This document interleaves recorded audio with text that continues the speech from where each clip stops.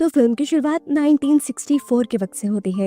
एक antique shop के अंदर हम लॉरेन और उसके हस्बैंड एड को देखते हैं, जहां उन्हें एक लड़की ने बुलाया था क्योंकि उसके डैड कहते थे कि इस शॉप में कुछ इवल पावर्स हैं। वो लड़की मानती नहीं थी, पर फिर आखिर एक दिन बिना किसी वजह के उसके डैड ने अपनी जान दे दी, फांसी से लटक कर। और उस दिन के बाद से इवल पावर्स ने लड़की को डराना शुरू कर दिया। इसलिए इस लड़की ने लॉरेन को यहाँ बुलाया था। लॉरेन ने अंदर जाकर एक मिरर देखा और सेंस किया कि इसमें एक डरी हुई सोल के साथ कुछ इवल एनर्जीज भी थी। लॉरेन ने इस मिरर को छुआ और उसको मिरर में अजीब वियन नजर आने लगे कि जैसे वो इवल पावर्स प्रेग्नेंट लॉरेन के बच्चे को हासिल करना चाहती हो। वो डर गई। अचानक से बाहर तूफान और बारिश भी शुरू हो गई। लॉरेन को इस टाइम पेट में दर्द भी होने लगा और इसी हालत में उसे हॉस्पिटल एडमिट करवाया जाता है, जहां लॉरेन एक बेटी को जन्म देती है, पर वो मरी हुई थी। इस बच्चे के पैदा होते ही हॉस्पिटल में बहुत कुछ पैरानॉर्मल यानी डरावना हुआ, जैसे लाइट्स का फ्लिकर करके बंद हो जाना और तेज तूफान के साथ चीजों का टूटना, जिसकी वजह से डॉक्टर्स भी डर गए। और लॉरेन ने यहाँ इस टाइम उसी इवल एनर्जी को सेंस किया था जो मिरर के अंदर थी, यानी यहाँ पर जो कुछ भी हो रहा था वही इवल एनर्जी कर रही थी। लॉरेन इस टाइम रोते हुए गॉड से अपनी बेटी को बचाने की प्रे करती है। और हैरानी की बात ये कि 1 मिनट बाद वो बच्ची जिंदा भी हो गई। अब ये बच्ची जिस कंडीशन में पैदा हुई थी उसका नॉर्मल इंसान होना तो पॉसिबल नहीं था। उसे भी बचपन ही से अपनी मॉम की तरह ही इवल चीजें नजर आने लगी थी, जो उसे डराती भी थी। लॉरेन जो अपनी बेटी की जिंदगी को नॉर्मल रखना चाहती थी, वो उसे समझाती है कि ये सब चीजें बस वहम से ज्यादा कुछ भी नहीं होती, और वो उसे कुछ मैजिकल स्पेल्स सिखाती है जिससे वो चीजें जूडी से दूर हो जाया करती थी। जूडी के पैदा होने के बाद से लॉरेन ने उस मिरर वाले केस को नहीं देखा था, क्योंकि उसकी इवल एनर्जी लॉरेन की बेटी को नुकसान पहुंचाना चाहती थी और लॉरेन अपनी बेटी को इस सब से दूर रखना चाहती थी। हालांकि पूरी जिंदगी खुद लॉरेन और एड ने हजारों पैरानॉर्मल केसेस सॉल्व किए, पर हमेशा जूडी को उससे दूर रखा था। खैर, अब मूवी में लगभग 22 साल का वक्त गुजर जाता है। हम जॉन की फैमिली को देखते हैं जिसमें 9 लोग थे और आज ही वो लोग नए घर में शिफ्ट हुए थे। जॉन अपनी बेटी के लिए एक एंटीक मिरर गिफ्ट लेकर आता है, जो वही इवल मिरर था जिसे हमने मूवी के स्टार्ट में देखा है। आते ही इस मिरर की इवल एनर्जी ने अपना आप दिखाना शुरू कर दिया। जब ये लोग मिलकर केक काटने की तैयारी कर रहे होते हैं तो अचानक कैंडल्स खुद ब खुद बुझ जाती है और ठीक उसी टाइम पर उनकी सीलिंग टूटकर उनके ऊपर गिर जाती है, जिसकी वजह से जॉन की बेटी को काफी चोट आती है। इस टाइम सीन कट होकर हमें बताया जाता है कि ये सब एक सच्ची कहानी पर बनाया गया है और लॉरेन और एड की लाइफ का ये सबसे खतरनाक पैरानॉर्मल केस था जिसने उनकी लाइफ पर भी असर डाला था। खैर, मूवी दोबारा कंटिन्यू होती है और हम लॉरेन को अपने घर पर देखते हैं, जो अपनी फैमिली के साथ डिनर कर रही थी। तभी वो अपनी बेटी जूडी के कंधे पर किसी इवल एनर्जी का हाथ देखती है, जिसे जूडी खुद भी देख पा रही थी। लॉरेन इशारे में उसे रिलैक्स रहने का कहती है और उसे वही स्पेल बोलने का इशारा करती है जिससे वो इवल एनर्जी को भगाया करते थे, और वो खुद भी वही पढ़ने लग जाती है, जिससे वो हाथ गायब तो हो जाता है। लेकिन आज पहली मर्तबा लॉरेन इन सब चीजों से डर गई थी, क्योंकि उसने सेंस कर लिया था ये वैसे ही पावरफुल एनर्जी थी जो जूडी के पैदा होने पर उसके सामने आई थी। अब सीन कट होकर हमें दोबारा उसी घर को दिखाया जाता है जहाँ पर वो मिरर गया था। यहाँ पर एक डॉल आवाजें करते हुए हवा में उड़ने लग जाती है और ये सब जॉन की बेटी की आंखों के सामने होता है। इसी घर में हम जैनेट को भी देखते हैं, जो जॉन के बेटे की वाइफ थी। उसे भी कपड़े धोते हुए अपने पीछे किसी की आहट महसूस होती है। इसके बाद हम जैनेट को किचन में देखते हैं। वो किसी से फोन पर बात कर रही थी तो कोई पीछे से उसकी फोन की लाइन को खींचने लगता है। उसे लगा कि ये बच्चे कर रहे होंगे, लेकिन वहाँ तो बच्चे थे ही नहीं। और ये एहसास होने के बाद जैनेट बहुत ज्यादा डर गई। दिखाया जाता है कि जॉन की बेटी, जिसने डॉल को हवा में उड़े हुए देखा था, वो उसी डॉल के पीछे एक बूढ़ी भूत को भी देख लेती है। वो बच्चे इतनी ज्यादा डर चुकी थी कि रात में जॉन यानी उसके डैड और अपने भाई के घर आने पर वो ये सारी बातें उन्हें बताती है। सारे उसकी बातों पे यकीन नहीं करते, पर जैनेट को यकीन आ रहा था कि जरूर इस घर में कुछ गड़बड़ है, क्योंकि इसके साथ भी सुबह से अजीबोगरीब काम हो रहे थे। इधर हम देखते हैं कि हेदर, जिसके ऊपर पहले वो सीलिंग गिरी थी, वो अपनी बहन से कहती है कि मुझे ये मिरर ठीक नहीं लग रहा, स्पेशली इसके ऊपर बने हुए ये मुंह मुझे बहुत ही ज्यादा डराते हैं। ये सुनकर हालांकि उसकी बहन उसे चिढ़ाती भी है, लेकिन फिर वो हैदर की मदद करती है और ये लोग उस मिरर को उठाकर घर से बाहर फेंकने के लिए ले जाते हैं। सुबह होते ही दिखाया जाता है कि उस मिरर को म्यूनिसिपल वाले ले जा रहे थे और जैसे ही मिरर म्यूनिसिपल ट्रक के अंदर गिरता है तो टूट जाता है और उसके टूटते ही यहाँ दूसरी तरफ जॉन की बेटी को खून की उल्टी होना शुरू हो जाती है और मिरर जो कि ट्रक में टूटा था उसी मिरर के टूटे हुए टुकड़े उसके मुंह से निकलने लगते हैं। लड़की की ये हालत देखते हुए वो लोग उसे डॉक्टर के पास तो ले गए थे, लेकिन अब सबको इस बात पे यकीन आ गया था कि इस घर में कुछ ना कुछ गड़बड़ जरूर है। सीन कट होकर हम एड को यानी लॉरेन के हस्बैंड को डॉक्टर के पास देखते हैं और डॉक्टर उसे बताता है कि तुम्हारे दिल की हालत अब अच्छी नहीं रही, तुम्हारा दिल एक और हार्ट अटैक नहीं सह पाएगा, तो इसीलिए तुम्हें अब अपना बहुत ज्यादा ख्याल रखना होगा और जो कुछ तुम करते हो वो तुम्हें छोड़ना पड़ेगा। इस सब के बाद एड घर आ जाता है और एड को उसकी बेटी जूडी बताती है कि उसने अपने बर्थडे पार्टी पर अपने एक दोस्त को भी बुलाया था जिससे वो शादी करना चाहती है। अब अगले ही दिन बर्थडे पर हम जूडी के साथ उसके दोस्त को भी देखते हैं जिसका नाम है टॉनी। इसी पार्टी के दौरान एड सभी गेस्ट को अपना म्यूजियम दिखाने के लिए ले जाता है जिस म्यूजियम के आर्टिफैक्ट्स के अंदर इन्होंने इवल एनर्जीज को कैद किया हुआ था।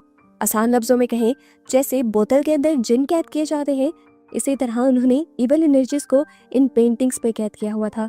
एड के साथ सभी गेस्ट उसका म्यूजियम देखने के लिए जाते हैं पर टोनी नहीं चाहता क्योंकि वो काफी डरा हुआ था। वो जूडी के साथ उसके रूम में आ जाता है और जूडी को रूम में आते ही अपनी रॉकिंग चेयर के ऊपर एनाबेल डॉल दिखती है जिससे वो हमेशा से बहुत ज्यादा डरती थी। इस टाइम क्योंकि टोनी उसके पास था तो उसने अपने आप के ऊपर जल्दी कंट्रोल पा लिया और एनाबेल की सोचों से वो बाहर निकल आई। इतने में ही यहाँ पर लॉरेन आ जाते हैं जो टोनी को बताती है कि प्लेइंग रूम में एड तुम्हारा इंतजार कर रहा है और इसके बाद वो जूडी से पूछती है तुम्हारे साथ आजकल क्या चल रहा है, तुम इतना ज्यादा डरने क्यों लगी हो। जूडी उसे कहती है मॉम मैं नहीं जानती कि ये सब क्या हो रहा है। तब लॉरेन उसे कहती भी है मैं जानती हूँ कि तुम एक मीडियम हो, तुम ऐसी चीजों को सेंस कर सकती हो, लेकिन मेरी एक बात याद रखना, तुम इन चीजों में कभी मत पड़ना क्योंकि इन्हीं चीजों की वजह से मेरी लाइफ भी बर्बाद हो चुकी है। खैर कुछ ही देर में टॉनी लॉरेन से जूडी और उसकी शादी की बात कर लेता है और यहाँ पर जूडी को प्रपोज भी कर देता है। इसी दौरान हम देखते हैं कि चर्च के फादर भी लॉरेन और एड से एक फैमिली के बारे में बात करने के लिए आए थे जो बहुत ज्यादा परेशान थी और ये असल में जॉन की फैमिली के बारे में बात कर रहे थे जिनके घर में आजकल बहुत ही डरावनी चीजें हो रही थी। वो लॉरेन और एड से रिक्वेस्ट करते हैं उस फैमिली की मदद करने की। एड तो मान भी चाहता है पर लॉरेन मना कर देती है क्योंकि उसे अभी सिर्फ अपनी बेटी की शादी पर ध्यान देना था। अब सीन कट होकर हमें उसी घर का सीन दिखाया जाता है जहाँ पर सभी बहुत ज्यादा परेशान हैं। जॉन और उसका बेटा भी जब घर आए तो वो काफी परेशान लग रहे थे। जॉन की बेटी जिसके मुंह से कांच निकला था वो इतना ज्यादा डरी हुई थी कि वो जॉन से लड़ने लग जाती है कि उन सबको इस घर से निकाल कर किसी होटल में ले जाया जाए, पर जॉन और उसके बेटे के पास इतने पैसे नहीं थे कि सब लोग होटल में रह सके। मजबूरन इन सबको इसी घर में रहना था तो ये सब लोग सोने चले जाते हैं।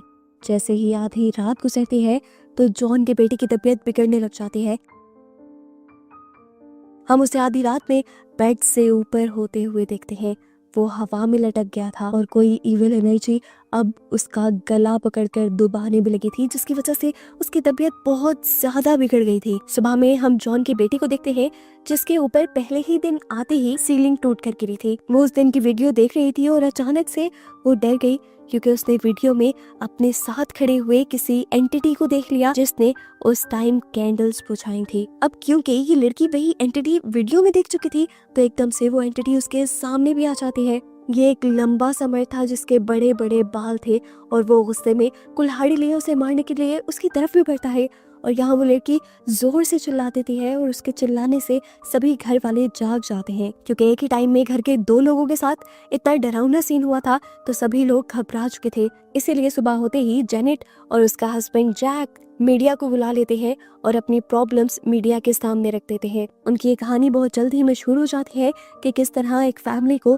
इवल एनर्जीज तंग कर रही हैं। दिखाया जाता है कि लॉरेन इस टाइम जूडी का वेडिंग ड्रेस लेने के लिए एक बुटीक पे आई हुई थी। डिजाइनर लॉरेन की दोस्त थी, वो भी इसी टाइम न्यूज चैनल पर जेनेट का इंटरव्यू ही सुन रही थी, पर लॉरेन के आने पर उसने ये न्यूज चैनल बंद कर दिया क्योंकि वो नहीं चाहती थी कि एक कस्टमर उनके हाथ से चला जाए। जूडी जब अपना ड्रेस चेक करने के लिए चेंजिंग रूम में थी तो तभी उसके चेंजिंग रूम को कोई नॉक करता है। जूडी को लगा कि उसकी मॉम होगी।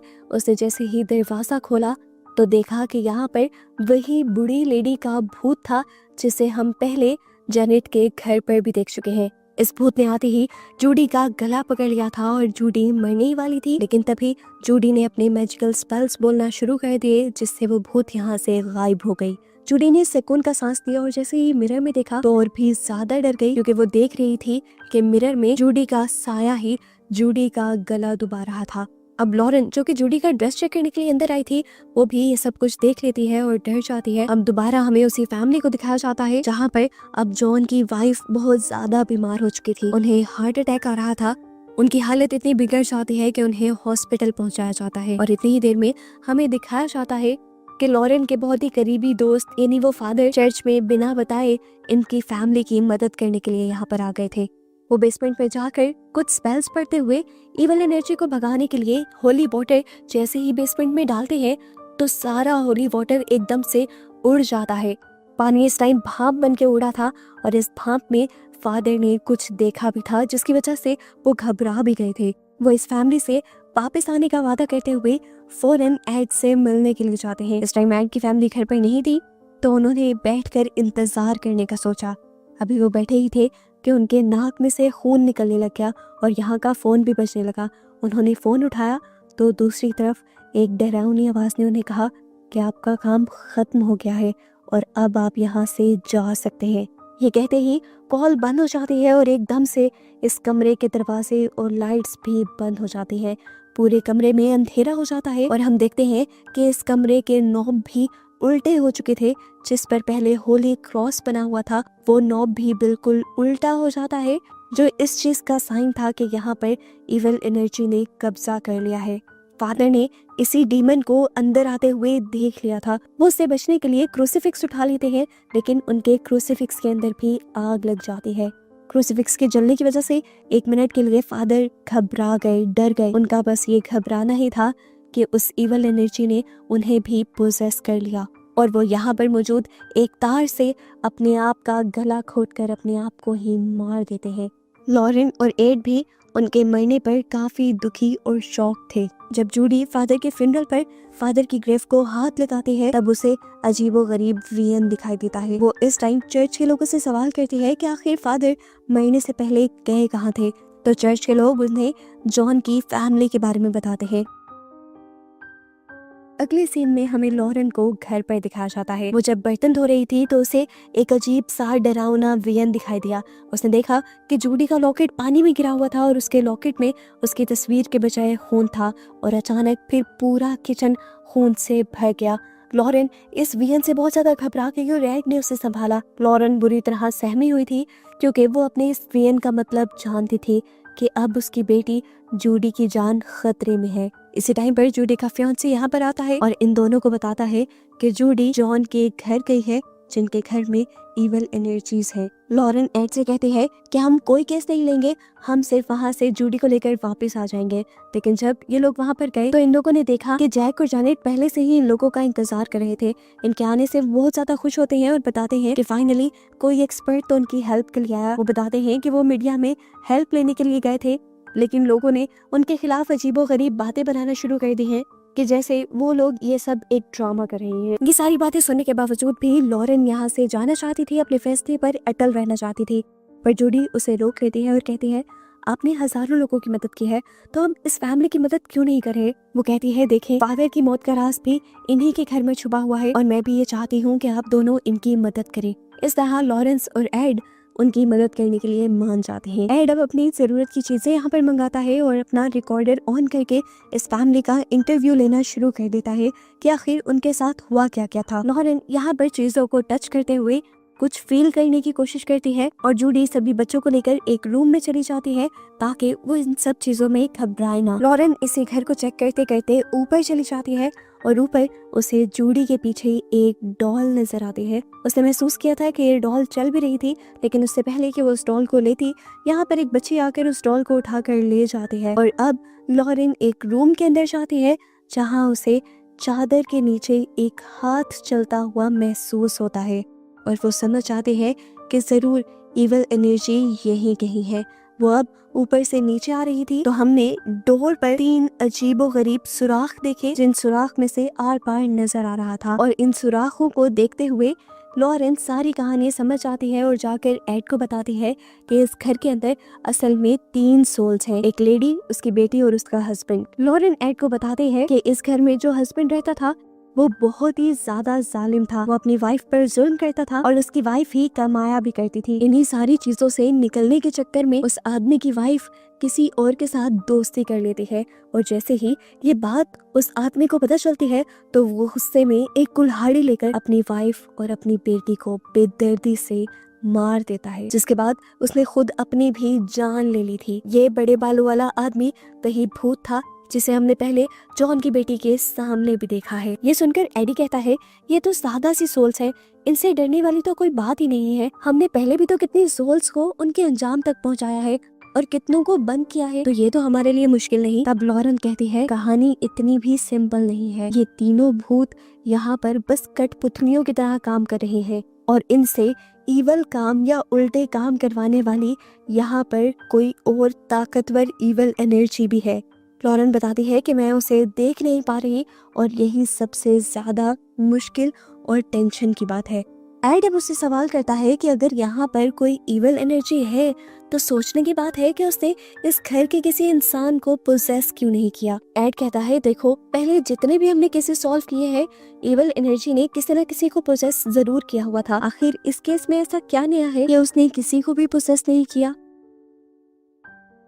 सीन कट होकर हमें दिखाया जाता है कि जूडी को ऊपर से अपनी मॉम की आवाज आ रही थी। आवाज को फॉलो करते हुए वो ऊपर एटिक में भी आ गई, जहां हमें वही मूवी के स्टार्ट वाला मिरर दिखाया गया जिसके अंदर इविल एनर्जी थी। और हमें मूवी के स्टार्ट वाले ही लॉरेन के वीएन से ये भी पता चला था कि वो इविल एनर्जी लॉरेन की बेटी यानी जूडी को चाहती है। और आखिर यहाँ पर मिस्ट्री सॉल्व होने लगती है और ये पता चलने लगता है कि क्यों उस इविल एनर्जी ने इन सब को प्रोसेस नहीं किया था। वो सिर्फ इन सब को डरा धमका कर लॉरेन और जूडी को यहाँ तक लाना चाहती थी ताकि वो जूडी से मिल पाए। यहाँ पर जूडी उस मिरर को टच कर देती है और उसके टच करते ही इस कमरे में अजीब सी हलचल मच जाती है। एक चौक से यहाँ पर मिस मी लिखा जाता है। मिस मी हमेशा एनाबेल डॉल्स लिखा करती थी और यहाँ पर एनाबेल डॉल वाला मिस मी इसीलिए लिखा गया क्योंकि जूडी एनाबेल डॉल से बहुत ज्यादा डरती थी और इस इविल एनर्जी ने जूडी के डर का ही फायदा उठाया था। जूडी डरते हुए दूसरे रूम में गई तो वहाँ पड़ी हुई एनाबेल डॉल एकदम से बहुत ज्यादा बड़ी हो गई। जूडी दोबारा डरकर उस कमरे से निकलकर नीचे आने ही लगी कि किसी ने उसे सीढ़ियों से गिरा दिया। जूडी की गिरने की आवाज सुनकर सभी यहाँ पर आ जाते हैं और जूडी लॉरेन से कहती है मॉम, ऊपर एटिक में कुछ तो है। लॉरेन जैसे ही ऊपर आती है तो वो उस मिरर को देखकर बहुत ज्यादा डर जाती है क्योंकि जिस चीज से वो पूरी जिंदगी भागती आ रही थी और अपनी बेटी को बचाती आ रही थी वो चीज अब इनके पीछे आ गई थी। वो इस मिरर को जैसे ही टच करते हैं तो और भी ज्यादा घबरा जाती है क्योंकि ये मिरर उसे पहले से भी ज्यादा खतरनाक सेंस दे रहा था। फाइनली ये लोग सबको इस मिरर की कहानी बताते हैं कि ये मिरर इन्हें इनके करियर के बिल्कुल स्टार्ट में मिला था। उस दिन जो लॉरेन को वीएन नजर आए थे उससे वो बहुत ज्यादा डर गई थी और क्योंकि उसकी बेटी भी मौत के मुंह से बाहर निकली थी तो इसीलिए ये लोग इस मिरर से डर चुके थे और उन्होंने इस केस को सॉल्व ही नहीं किया था। उस लड़की का क्या हुआ था जिसने इन्हें मदद के लिए बुलाया था, उसके बारे में भी इन्होंने कभी जानने की कोशिश नहीं की थी क्योंकि असल इवल उसी मिरर में था। तो ये लोग फैसला करते हैं कि वो इस मिरर को उठाकर अपने घर वाले म्यूजियम में ले जाएंगे जहाँ पर पहले भी इन्होंने बहुत सारी ऐसी ही चीजें रखी हुई हैं। ये लोग यहाँ पर उस मिरर को यहाँ से बाहर ले जाने की तैयारी करना शुरू करते हैं जबकि दूसरी तरफ यहाँ पर डॉग भी बहुत ज्यादा भौंकने लग जाता है। इन लोगों ने मिरर के ऊपर चादर बांधकर उसके ऊपर काफी सारी बेल्ट भी लगा दी थी ताकि मिरर के ऊपर से ये चादर ना उतरे और ये लोग मिरर में ना देख पाए। ये लोग उस मिरर को उठा तो लेते हैं लेकिन एकदम से वो मिरर बहुत ज्यादा भारी हो जाता है। एड जानता था कि ये सब कुछ वही शैतान कर रहा है क्योंकि वो नहीं चाहता कि इस मिरर को घर से बाहर लेकर जाया जाए। यहाँ टोनी जिसका काम था गाड़ी स्टार्ट करने का, गाड़ी भी अब स्टार्ट नहीं हो रही थी और दूसरी तरफ जूडी की भी तबीयत बिगड़ती जा रही थी।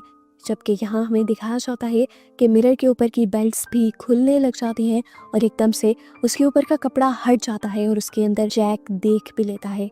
उसके मिरर में देखते ही इवल एनर्जी उसके ऊपर हावी हो जाती है और उसे उठाकर सीढ़ियों में फेंक देती है। अकेला एड उस मिरर को नहीं संभाल पाता और मिरर नीचे गिर जाता है। इधर दिखाया जाता है कि टोनी किसी तरह कार स्टार्ट करके उनके घर के सामने लाया ही था कि उसकी गाड़ी के सामने वही बूढ़ी लेडी की भूत आ गई, जिसकी वजह से उसकी गाड़ी का एक्सीडेंट होते होते बचा। यहाँ पर सारा शोर सुनकर लॉरेन बाहर आई तो उसे भी कुछ अजीब महसूस हुआ। उसने फौरन जूडी को जाकर देखा और लॉरेन के यहाँ आते ही वो इवल एनर्जी इनसे कहती है, आओ लॉरेन आओ, कब से तुम्हारा और जूडी का ही तो इंतजार कर रहे थे हम। जूडी हमारी है और हम जूडी को लेकर जाएंगे। इससे पहले कि लॉरेन कुछ भी कर पाती, यहाँ पर जूडी जुनून में उठकर लॉरेन को धक्का दे देती है और लॉरेन बेसमेंट में जाकर गिरती है। इस सब से लॉरेन बेहोश हो चुकी थी और ये सब देखते हुए डॉग बहुत ज्यादा भौंक रहा था, तो जूडी उसे भी हवा में उठाते हुए दूर फेंक देती है। इतने ही टाइम में यहाँ पर एड भी आ जाता है, जो आकर जूडी की हालत देखते हुए जूडी को संभालने की कोशिश करता है और उसे समझाता है, जूडी होश में आओ, तुम्हारे अंदर इतनी ताकत है कि तुम इस ईवल से लड़ सकती हो। यहाँ जूडी तो होश में नहीं आती, उल्टा ईवल एड के ऊपर भी अपना हमला कर देता है और उसके दिल को किसी तरह से मोड़ देता है, जिसकी वजह से एड की हालत भी बिगड़ने लग जाती है और उसे एक और मर्तबा हार्ट अटैक आ जाता है। वो जब अपनी मेडिसिन लेना चाह रहा था, उसकी मेडिसिन भी उसकी पॉकेट से निकलकर नीचे गिर जाती है। टॉनी जो बाहर से इस घर के अंदर आना चाहता था, इस घर के सारे दरवाजे लॉक हो चुके थे और अब वो घर के अंदर आने के लिए बेसमेंट का रास्ता चुनता है, जहां हम पहले भी लॉरेन को देखते हैं और उसके साथ उसी कुल्हाड़ी वाले भूत को भी, जो भूत उसे मारने ही वाला था, लेकिन ठीक टाइम पर टॉनी ने आकर उसे बचा लिया। और इस टाइम पर हमें उस भूत की वाइफ भूतनी को भी दिखाया गया, जिसने टॉनी की मदद की थी बेसमेंट का दरवाजा खोल के इस घर में आने में। अब टॉनी लॉरेन को संभालते हुए ऊपर ले जाता है, जहां हम देखते हैं कि एड भी अपनी दवाई को हासिल करके अपनी दवाई ले चुका था और उसकी तबीयत भी बेहतर हो गई थी। ये सब लोग अब उस इवल एंटिटी से लड़ने के लिए तैयार हो गए थे। वो जानते थे कि ये इवल एंटिटी सिर्फ जूडी के पीछे है। एड और लॉरेंस यहाँ रहने वाली पूरी फैमिली को घर से बाहर भेज देते हैं और अब अपनी बेटी जूडी को बचाने का मिशन स्टार्ट करते हैं। दिखाया जाता है कि उस इवल एंटिटी ने जूडी को हवा में लटकाया हुआ था। इन लोगों के वहां आते ही वो एंटिटी जूडी को नीचे फेंक देती है और जूडी की सांसें बंद हो जाती है। ये लोग जूडी को सीपीआर देते हैं और तभी एड की भी तबीयत बिगड़ने लग जाती है। लॉरेन इस टाइम अपने कंधे पर उस इवल एंटिटी का हाथ देखती है, लेकिन वो घबराती नहीं, बल्कि वो कुछ स्पेल्स बोलने लग जाती है, जिसकी वजह से जूडी और एड के ऊपर से भी कुछ वक्त के लिए उस इवल का कब्जा खत्म हो जाता है। उस इवल एंटिटी ने इन दोनों को तो छोड़ा था, पर अब टॉनी को पकड़ लिया था। यहाँ पर वो मिरर जो था एकदम से उठकर वो तेजी से इस कमरे में घूमने लग जाता है और टॉनी के ऊपर गिर जाता है।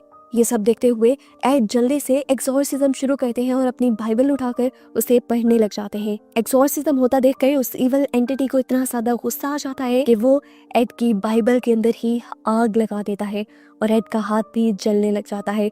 यहाँ तक कि उसने एड को अपनी ताकत से खामोश भी कर दिया था, लेकिन एड ने इतनी जल्दी हार नहीं मानी। अपने आप को वो होश में लेकर आया और उसने दोबारा से बाइबल की वर्स पढ़ना शुरू की। हिम्मत करते हुए एड उसी बाइबल को अब शीशे के ऊपर लगा देता है, जिसकी वजह से वो इवल एंटिटी और भी ज्यादा तड़पने लगी थी।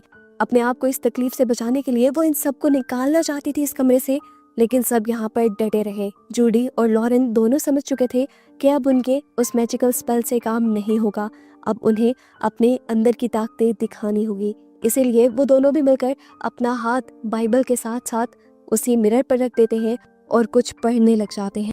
ऐसे वो इवल उसी शीशे के अंदर कैद हो जाता है और इनकी जिंदगी नॉर्मल हो जाती है। जूडी, लॉरेन और जॉन की पूरी फैमिली की जान इस तरह उस इवल एंटिटी से बच जाती है। मूवी के एंड पर हमें टॉनी और जूडी की शादी दिखाई जाती है। इसके कुछ टाइम बाद लॉरेन एड को बताती है कि उसने अपने फ्यूचर के विजन्स देखे हैं, जहाँ पर वो लोग ग्रैंड पेरेंट्स भी बन गए हैं और उनकी लाइफ बिल्कुल आसान हो गई है। वो लोग अपने केसेस के बारे में इंटरव्यूज भी दे रही हैं और अब सभी लोग उनकी कहानियों पर बिलीव करेंगे। लॉरेन के इस विजन के मुताबिक सच में ऐसा ही हुआ। सालों बाद लोगों ने उनकी कहानियों पर एतबार करना शुरू कर दिया। उनके बहुत सारे केसेस की फुटेजेस भी हमें यहाँ पर दिखाई गई और इसी के साथ ये मूवी यहाँ पर खत्म हो गई।